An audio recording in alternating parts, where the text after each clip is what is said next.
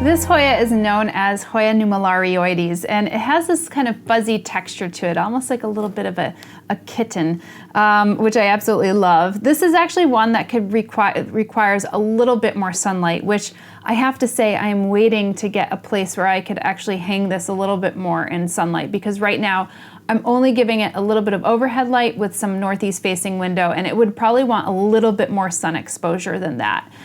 This is a little bit more of a succulent variety of species. Like I said, 70 to 90% light is probably going to be perfectly fine for this one. And it's native throughout Asia, so it is an epiphytic species, doesn't require a tremendous amount of growing space, and will want something that is a little bit more well draining, so you can kind of up the perlite. I don't have any barky kind of mixture in here in particular, but it's just because I've left it in its growing pot and put it in this kind of cachepot right here in this kind of hanging basket.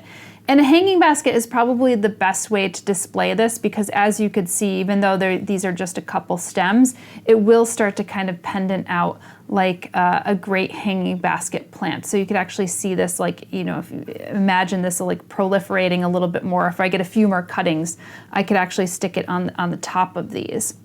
As far as humidity goes, these don't need a tremendous amount of humidity. It is a little bit more of a succulent variety of Hoya.